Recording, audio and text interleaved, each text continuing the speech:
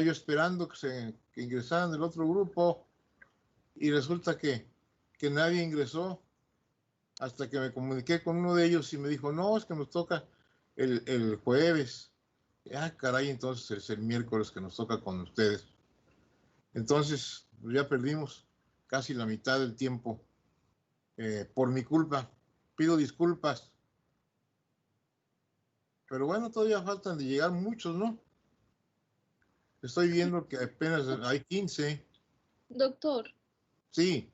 me comenta una compañera, Diana Leverda, que tiene problemas para usar Teams porque no le contestan de parte del Unison por su cuenta. Entonces no va a poder estar entrando a Teams. Sí, ya recibí su correo y ya le dije que, mira, lo que pasa es que esto es la primera vez que ocurre en la universidad y se hizo muy fácil decir, bueno, pues vamos a hacer el cambio y no tomaron en cuenta muchos factores. Y el primero de ellos es la regularización del correo institucional. Hay muchos estudiantes que no tienen asignado un correo institucional, pero no es nada más ellas, sino son muchos. Luego se los asignan automáticamente, pero para que tengan acceso a las plataformas, tienen que ser activados en informática. Y en informática tienen el trabajo de activar pues a todo mundo, ¿no? A todos los que no tienen correo institucional o no hayan tenido, y sobre todo pues a todos los de primer ingreso. Y para activarlos necesitan corroborar su correo anterior, necesitan corroborar si está correcta el password y necesitan hacer algunos trámites. De manera que tienen, según me informaron, una cola grande de personas, tanto profesores como alumnos, que están pendientes de ser activados sus correos. Esto lo están haciendo progresivamente, pues no sé qué orden lleven ni cuándo le toque a cada quien.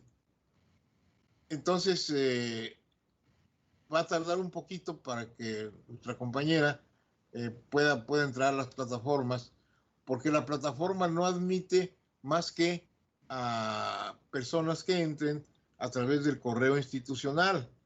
Es decir, la plataforma de Teams es una plataforma de pago.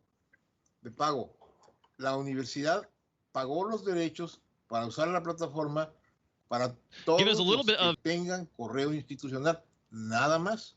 Entonces, cualquier persona, estudiante o profesor que entre con su correo institucional va a entrar perfectamente a la plataforma. Si uno quiere entrar con el correo personal que tenía antes, no se va a poder. No, le pasa lo que a Leverda, ¿no? Le bloquean y dicen, no le dan acceso. Entonces, le decía yo en el correo a la compañera que no se desespere, que la van a acreditar, nada más que tendremos que esperar un poquito de tiempo. Me dijeron que probablemente les lleve toda esta semana en regularizarlo, en normalizarlo, y que probablemente a partir del lunes ya todo el mundo tenga acceso al correo. Lo mismo está pasando con algunos profesores, pues no pueden empezar a dar clases, no pueden meterse a la plataforma siquiera, porque no tienen el correo institucional, no lo tienen activado. Ya lo tienen asignado, pero no lo tienen activado. ¿Hay alguien más con problemas, sabes tú? Pues que me haya dicho, no más Diana. Bueno, pues vamos a esperar que lo activen. Ariadna, tú eres la jefa del grupo, ¿verdad? Sí. Ya te pedí o te lo pido ahora, que nos hagas el favor de nombrar 8 equipos de trabajo para distribuirles el trabajo. Ya sabes cómo funciona esto, ¿verdad? A un equipo se le asigna un tema y ese equipo, en la fecha que le corresponda, va a desarrollar ese tema. Y bueno, participamos en la discusión todos y entonces el maestro va a seguir de guía para que el conocimiento de todo el tema. Entonces, por favor, tu tarea, bueno, y la tarea de todos es ponerse de acuerdo. Me imagino que ya han convivido durante 6 semestres anteriores y ya han formado equipos. Entonces, nada más regularizarlo y hacer el equipo para neurología y enviármelo, por favor, para yo poderles asignar las tareas correspondientes. Es nomás esa dinámica vamos a estar haciendo, las puras exposiciones. ¿Los qué? Las puras exposiciones nomás vamos a hacer Para esa empezar, dinámica. para empezar. Ok. Para empezar. Tenemos muchas más cosas que hacer, pero vamos incorporándonos poco a poco, por 2 razones. La primera de ellas, y la más peliaguda, es que yo mismo no estoy muy familiarizado con la plataforma. Tengo muchos problemas todavía para manejar correctamente todos los beneficios que nos da la plataforma, las actividades, las notas, las tareas, todo eso.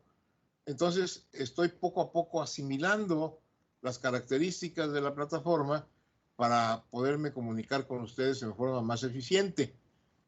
Ustedes tienen más habilidades que yo para el manejo del Internet, entonces me tienen que ayudar también cuando yo cometa errores o cuando yo tenga problemas. Te voy a pedir, hey, Ariadna, por favor, ayúdame. O alguien que sea muy experto que sea ustedes tienen muchos nerds, como el que estoy viendo aquí.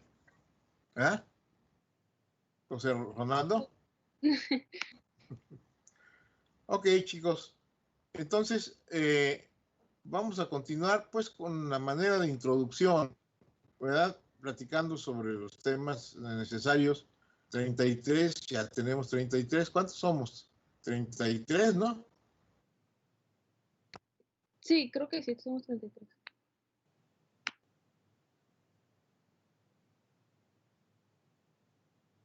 Bueno, ¿qué sigue? Pues ponernos de acuerdo sobre cómo vamos a trabajar, ¿verdad? La dinámica va a ser como, pues ya saben, la han manejado en otras clases, ¿no? Vamos a formar los equipos de trabajo y cada equipo va a tener un tema que va a exponer en el tiempo oportuno. Esto es respecto a las exposiciones. Pero individualmente, yo les voy a pedir que individualmente estudien el tema todos y cada uno, porque el modelo de dar la clase por equipos hace que el equipo que le tocó preparar la clase sea un verdadero experto en el tema y todos los demás se confían, no estudian, dicen, pues cargado que a mí no me toca, que le toca a Diana, y entonces Diana es la única que aprendió. Y se trata de que todos aprendamos todo. Entonces, ya vieron el programa, ¿verdad? Está el programa, cómo va a ir evolucionando. Entonces, cada clase corresponde a un tema. Desafortunadamente, no tenemos más que 32 horas. No, este semestre son 28 por los días festivos. Vamos a tener 28 clases para manejar los temas. Ya nos había platicado que los vamos a dividir en tres etapas. En la primera va a ser quizás la más tediosa y la más, pero también la más importante.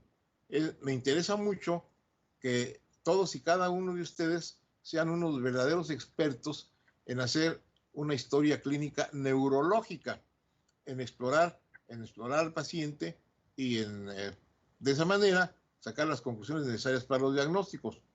Entonces, esto es la propedéutica. Ustedes ya llevaron un semestre de propedéutica, 1 o 2, no, todavía apenas llevaron 1 nada más, ¿no? Llevan un semestre de propedéutica general, pero por la experiencia estoy seguro de que la propedéutica neurológica la pasaron de forma muy rápida o muy incompleta y esto no los prepara para hacer un buen examen neurológico. Entonces vamos a insistir mucho en esto. Yo me conformo con que al terminar el curso ustedes sepan hacer un buen examen neurológico, porque de ahí, de la clínica, nace todo lo demás. Bueno, la primera etapa es la propedéutica. Después, la segunda etapa es la semiología. ¿En qué consiste la semiología? Consiste en tomar los síntomas y los signos que ya sabemos recoger, los tomamos, los analizamos, los reunimos para formar síndromes. El síndrome, ya saben, es el conjunto de síntomas y signos que cuando van juntos pertenecen o corresponden a un sustrato anatómico y o fisiopatológico. Entonces, lo que vamos a hacer en esta etapa es reconocer los síntomas y signos que corresponden a cada una de las partes del sistema nervioso. Entonces, con la semiología, identificando el síndrome, esto nos lleva muy de la mano a tener ya la orientación de cuál enfermedad se trata. Y la tercera etapa es la nosología, el estudio, pues, somero de las enfermedades neurológicas. Y digo somero porque, pues, vamos a hablar en términos generales. Enfermedades vasculares cerebrales, por ejemplo, los vamos a desalojar en una sola clase, ¿verdad? Lo cual me queda muy mocho, pero yo confío en que ustedes sepan meterse a la bibliografía y estudiar el tema más profundidad, ¿verdad? Porque el tiempo de clases no nos permite más. Confiamos también en que durante la práctica, en la práctica ustedes van a ver pacientes, que de eso se trata la práctica. Estudiar pacientes. Ya sabemos que no hay enfermedades, pero hay enfermos. Y estudiando un enfermo, uno puede identificar la enfermedad y tomar generalizar y tener la idea de cómo se tratan las demás, de la misma naturaleza, ¿verdad? Entonces, tenemos 28 clases para esta tarea. Vamos a tener que irnos un poquito rapidito, pero sí les voy a pedir, por favor, que cada uno de ustedes o en equipo, como gusten, estudien el tema, que cada día de clase, ustedes tengan un mapa conceptual o mapa mental de la clase, del tema. Porque esto, el revisar yo los mapas conceptuales me garantiza de que estudiaron, o por lo menos tuvieron la molestia de leer el tema, lo que ya es bastante bueno, ¿verdad? Entonces, todos Doctor, mande. esos mapas, ¿por dónde se los entregaríamos? Aquí hay un apartado en el Teams que se llama Notas de clase. Entonces, ahí hay un apartado para que ustedes suban, tienen nombre y suben el tema y suben el mapa. Y yo lo reviso ahí mismo, todos los días de clase, ¿verdad? El día anterior, yo quisiera revisar los mapas para saber que todos ya revisaron el de y esos mapas no son privados, sino son públicos.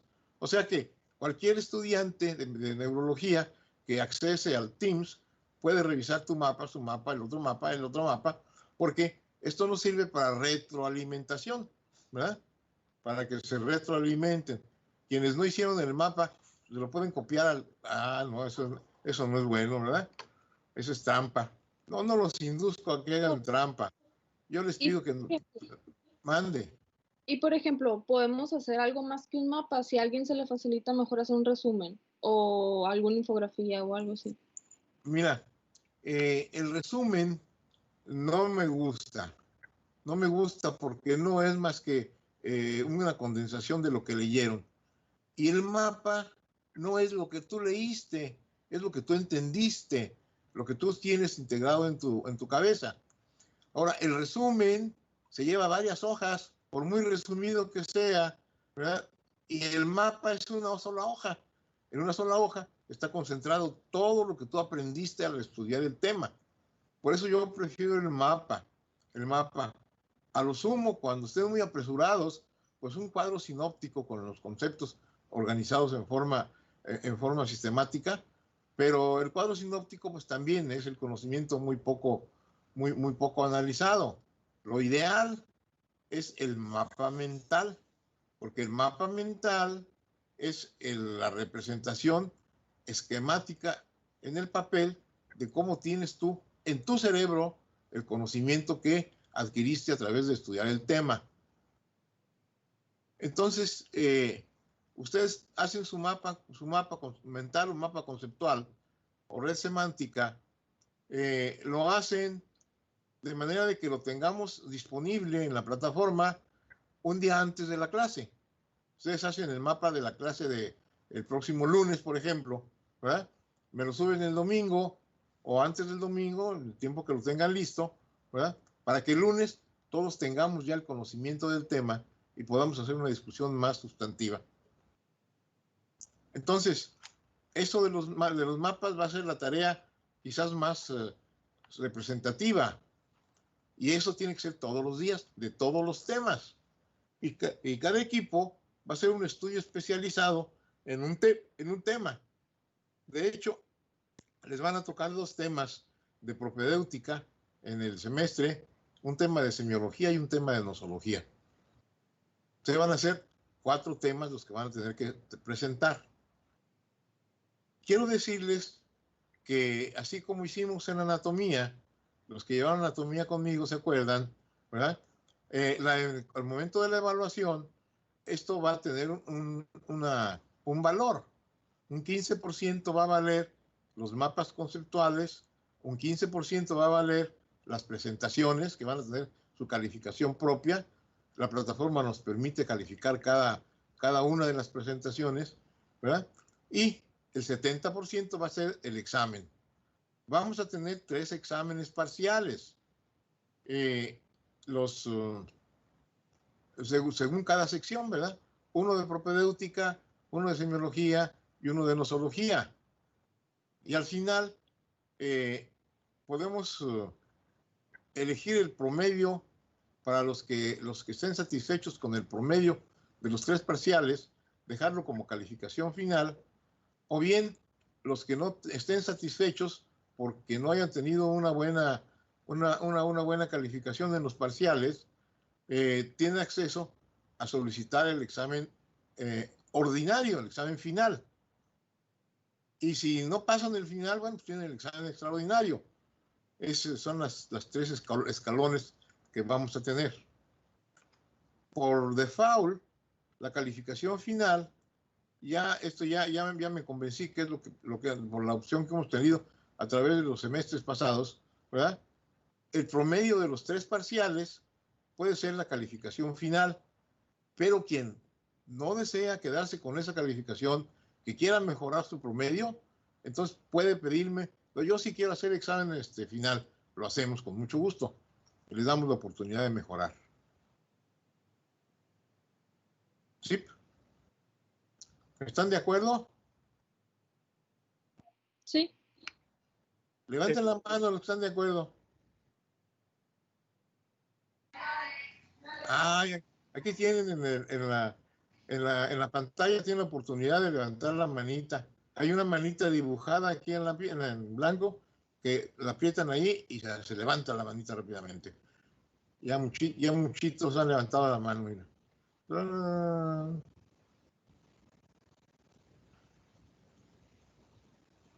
Todavía faltan muchas manos de levantarse.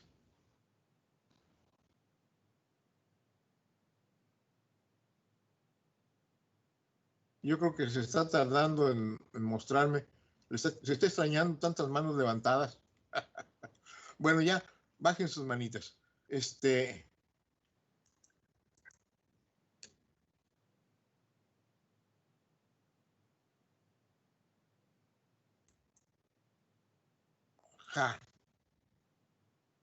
Vamos a avanzar un poquito de la clase. Tenemos un poquito de tiempo. A ver, vamos a ver.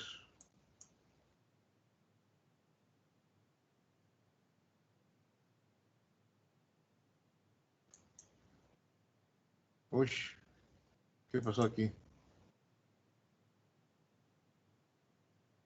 Bueno, es. Aquí es donde se me atora la carreta.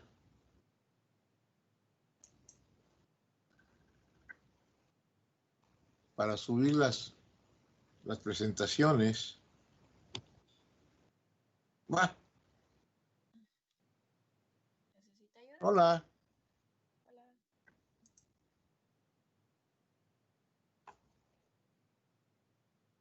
¿Quién sabe qué pasó aquí? Se me ennegreció la pantalla y me salí. Ya se ve. Ya lo veo. ¿Allá la ven? Sí. Sí. ¿Ya la ven todos? Sí, dice el paciente neurológico. Ándale. El abordaje clínico del paciente neurológico. Vamos a empezar por ahí.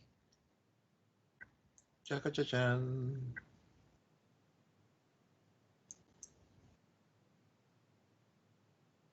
Ahora no quiere avanzar. Ah, ya avanzó.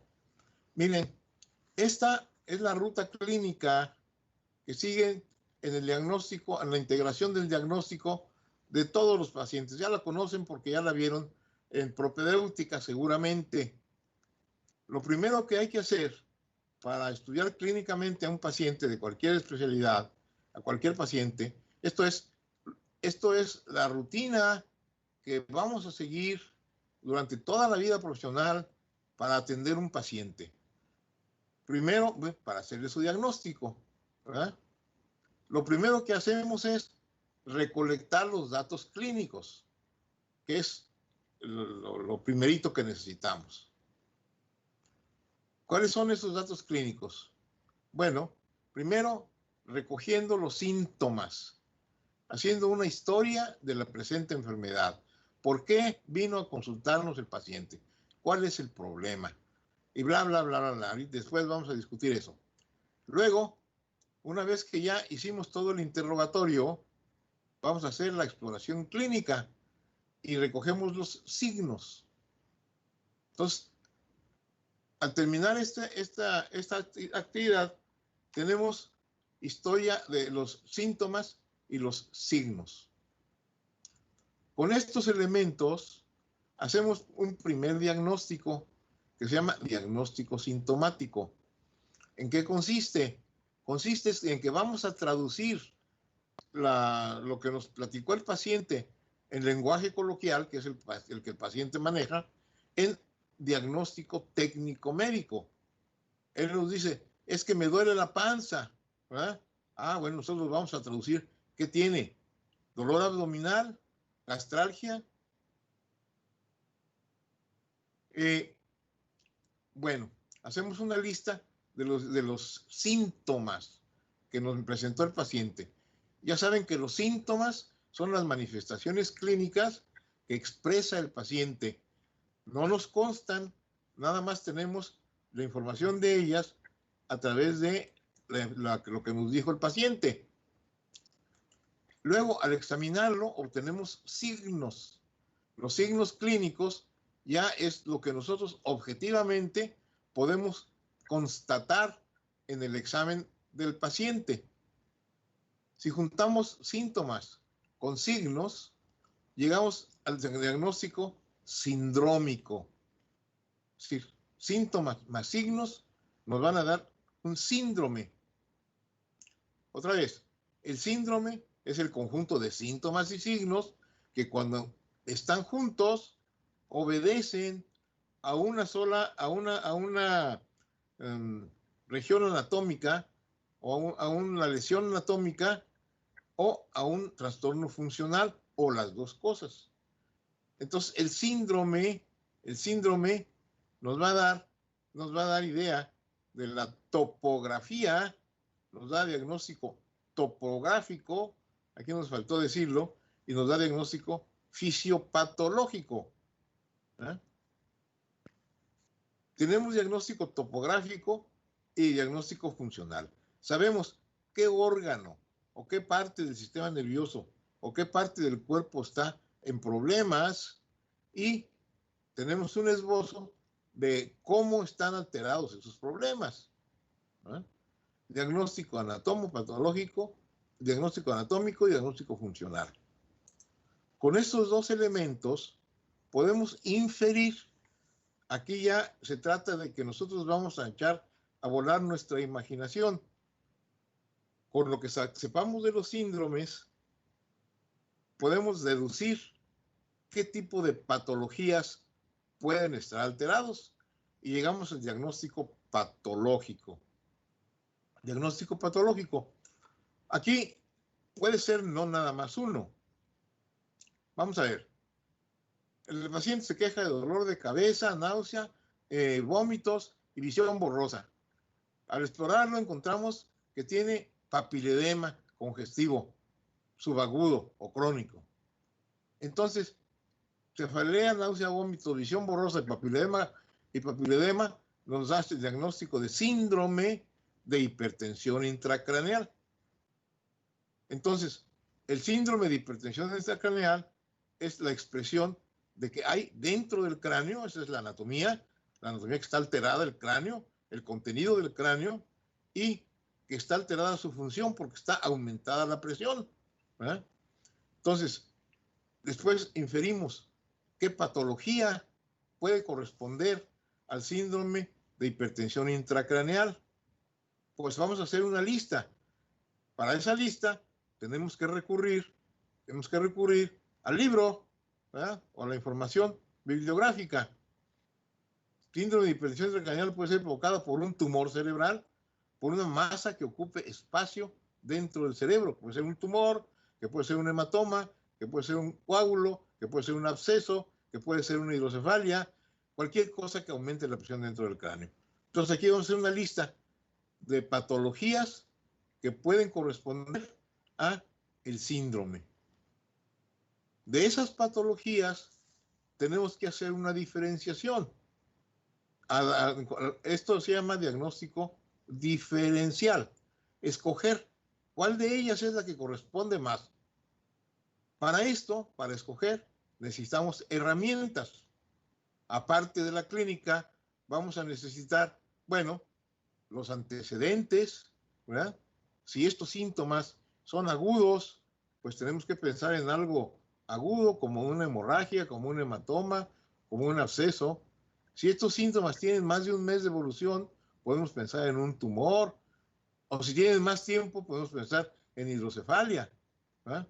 Bueno, entonces ya acortamos el número de posibilidades y vamos a pedirle al laboratorio o al gabinete estudios que nos lleven a identificar, a diferenciar el diagnóstico. Examen de líquido cefalorraquídeo, examen de sangre, tomografía computarizada, resonancia magnética, electroencefalograma, cualquiera de los estudios que nos parezca convenientes, y ya con eso vamos a tener el diagnóstico nosológico. Bueno, pues ya nos decidimos porque se trata de un tumor cerebral que está localizado en tal parte del cerebro. Llegamos al diagnóstico neurológico que nos interesa, porque a partir de aquí vamos a tener que definir el paso siguiente, el tratamiento. Pero acordémonos que el paciente no es nada más cerebro, no es nada más sistema nervioso, o no es nada más médula espinal, sino que es un ser complejo, integrado, que puede traer muchos más problemas. Entonces, para llegar al final de la meta diagnóstica, al diagnóstico integral, tenemos que considerar otros estados patológicos. Diabetes, hipertensión arterial, hipercolesterolemia, enfermedad renal, enfermedad de acá, de allá, de acullá. Entonces, el diagnóstico integral va a ser referido como paciente de sexo masculino o femenino de tantos años, en tal década de la vida, ¿verdad?, que presenta un problema de un diagnóstico de tumor cerebral. Tiene un tumor en el lóbulo frontal, probablemente sea un astrocitoma, ¿verdad? Y que además padece de hipertensión arterial, de diabetes, etcétera. Ahí tenemos ya nuestro diagnóstico integral. Entonces, chicos, este es el camino que vamos a seguir, que tenemos que seguir, no nada más en neurología, sino en todas las patologías que encontremos, o en todos los pacientes, aún inclusive en los pacientes sanos, ¿verdad? Recorremos todo este camino para decir, se trata de una persona sana de tantos años de edad, porque también parte de nuestro trabajo como médicos es la de emitir certificados de salud y certificar que el paciente está sano o está enfermo de algo. Entonces, este va a ser nuestro caminito en el estudio de todas las afecciones neurológicas, ¿verdad?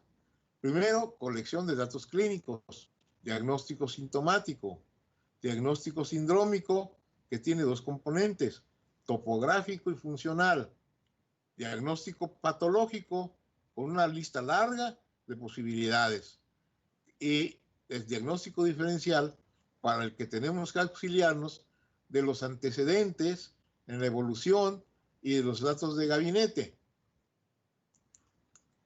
Después, llegar al diagnóstico nosológico, que sería la tarea primaria del neurólogo o del estudiante de neurología, pero del médico en general, y ustedes son médicos generales, tienen que llegar a esto, al diagnóstico integral, ¿verdad? Y considerar todo el contexto del individuo, toda la historia de sus enfermedades previas y presentes y futuras. Bueno, no nada más el médico general, el especialista también. Yo, para poder operar un tumor cerebral, tengo que tomar en cuenta si el paciente, cómo está su presión arterial, cómo está su coagulación sanguínea, si tiene diabetes o no, cómo le están funcionando los riñones, cómo le está funcionando el corazón, etcétera. ¿Verdad? Entonces, para todos los médicos es saludable alcanzar el diagnóstico integral antes de iniciar o intentar cualquier cosa terapéutica. ¿Tienen comentarios? ¿Tienen dudas? ¿Tienen preguntas de esta ruta crítica? No. No, todo es bien. Está bien entendida. Ahí la van a tener en sus tareas para que la repasen y todo, ¿no? Muy bien. ¿Cuál es la herramienta principal para nosotros llegar al diagnóstico neurológico y inclusive de todas las especialidades, ¿no? La herramienta más importante, quizás la mejor de todas, es la historia clínica. La historia clínica es la historia clínica en todos los pacientes, ¿verdad? Para los pacientes que tienen problema neurológico, le pusimos el apellido de historia clínica neurológica para expresarnos de lo que estamos hablando. Historia clínica neurológica, ¿verdad? Que no difiere de las otras tipos de historias. Van a tener historia clínica cardiológica, historia clínica traumatológica, etc. Y es la historia clínica general a la que se le agregan algunos detallitos que son propios de la especialidad. Vamos a hacer un repaso general de los componentes de la historia clínica en general. Ustedes ya conocen este caminito de los 10, el decálogo de la historia clínica. 1. La ficha de identificación es indispensable para cualquier historia, ¿verdad? 2. Historia de la enfermedad actual. Es interrogatorio. 3. Semiología de los síntomas pivote. Primero, le pedimos al paciente que nos haga una relatoría de su enfermedad libremente y luego vamos a hacer anotando los síntomas pivote. Después hacemos semiología de esos síntomas. Vamos a ver cuáles son sus características y para qué nos sirven. Fíjense bien, después ponemos aparatos y sistemas. Este es el orden en el que vamos a recoger la información.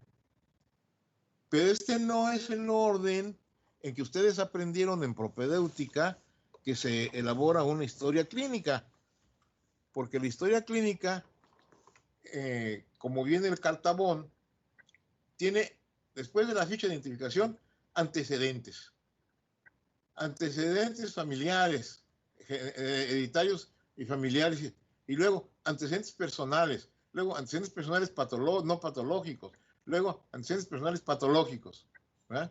Pero esto es una mala práctica al momento de estar con el paciente. Si apenas estamos conociendo, ¿quién es usted? Me llamo Pedro Pérez. Oiga, don Pedro, ¿y de qué se murió su abuela? ¿Y qué enfermedades tuvo su papá? ¿Y qué enfermedades tuvo? Como que suena medio ofensivo, ¿verdad? Primero, al paciente a lo que le interesa es llevar la queja que tiene. Me duele el corazón, atiéndame porque me estoy muriendo. Y uno va a hacerle mucho caso a eso primero, aunque a la hora de registrar los datos, uno se vaya al apartado donde dice padecimiento actual, ¿no? Después de que registramos los datos, que es lo que más le importa al paciente, inmediatamente se facilita ver los aparatos y sistemas, hacer una relación, una correlación, una relatoría de qué síntomas hay en otros aparatos que no sea el neurológico. Y muy importante también en esta etapa preguntarle cuáles han sido los tratamientos que ha tenido. Con esto nos completamos la historia de la enfermedad actual. Y ahora sí, vamos a preguntarle los antecedentes. Antecedentes personales, no patológicos, patológicos, hereditarios, ginecológicos, traumáticos, quirúrgicos, transfusionales, etcétera. Todos los antecedentes. Aquí termina el capítulo de la anamnesis. Anamnesis, de recoger síntomas y signos. Y pasamos a la etapa más interesante, que es la exploración física neurológica otra vez. Pero empezamos con un examen físico general, el hábitus exterior. Luego hacemos el examen físico neurológico. Después de que recogimos los datos neurológicos que nos interesan relacionados con los síntomas que nos platicaron, ¿verdad? Hacemos un examen físico general por regiones. Digamos, de arriba para abajo, la cabeza, cuello, tórax, extremidades, abdomen, bla, bla, bla, bla, bla. Y finalmente, algunos exámenes complementarios. En esto consiste la historia clínica neurológica.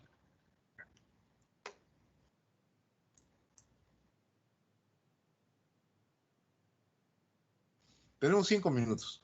Vamos a avanzar un poquito más. En la ficha de identificación, ya la conocen. Hay que conocer todo esto. De hecho, estos datos los recoge nuestra secretaria, la recepcionista, al ingresar al paciente a la consulta externa o al hospital.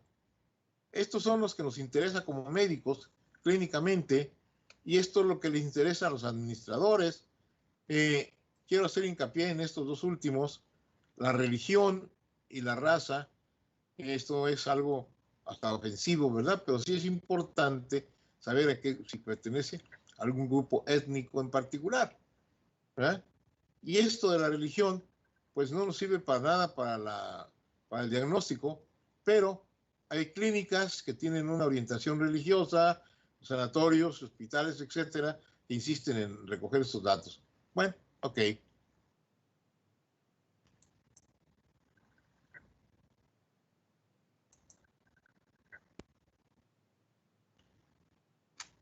Bueno, pasamos después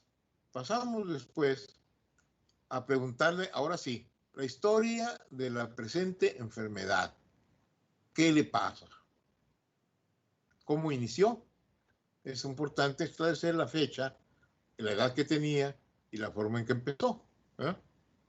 Esto nos da la idea de si es un problema agudo, subagudo o crónico, y si es rápidamente evolutivo, o si no, Luego, ¿qué evolución ha tenido en el curso del tiempo desde que empezó hacia el momento actual?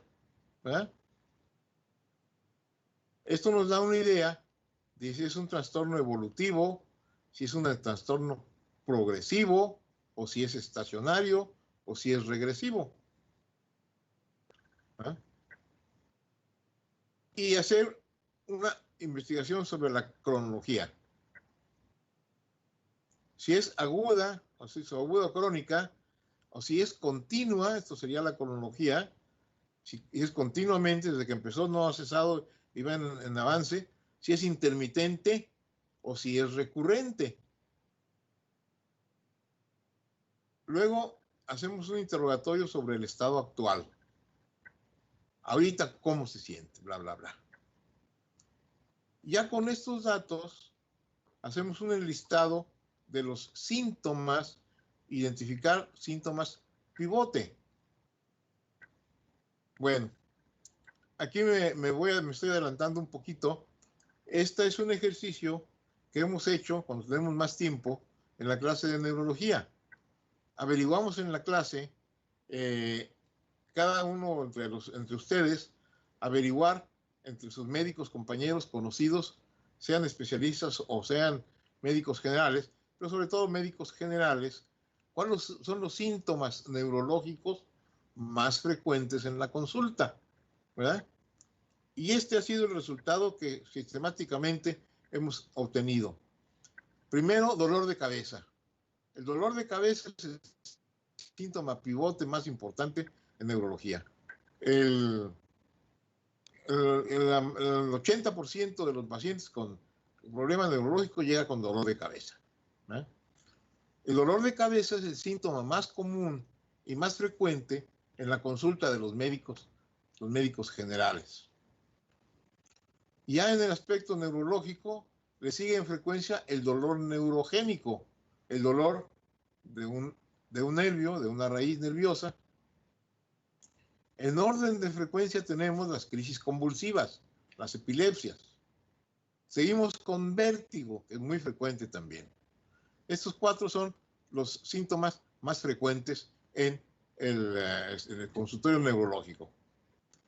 Siguen los que tienen trastornos mentales. Curiosamente, aquí hacemos papel, bueno, no es que le robamos el papel al psiquiatra, pero el paciente va con el neurólogo refiriéndole trastornos mentales, ¿verdad? Uno tiene que saber analizar muy bien con cuáles se quedan, cuáles corresponden a la neurología y cuáles corresponden a la psiquiatría. Luego sigue, también consultan mucho por alteraciones en sueño y en vigilia, congruentemente con el insomnio.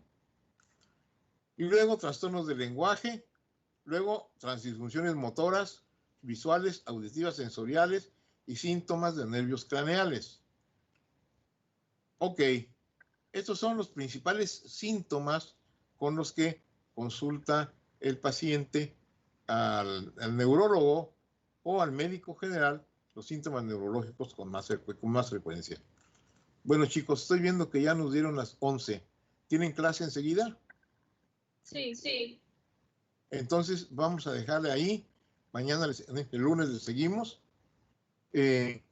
Por favor, jefa de grupo, mándame Ariadna, mándame la lista de los equipos con los nombres de cada uno de los equipos para poder repartir los trabajos.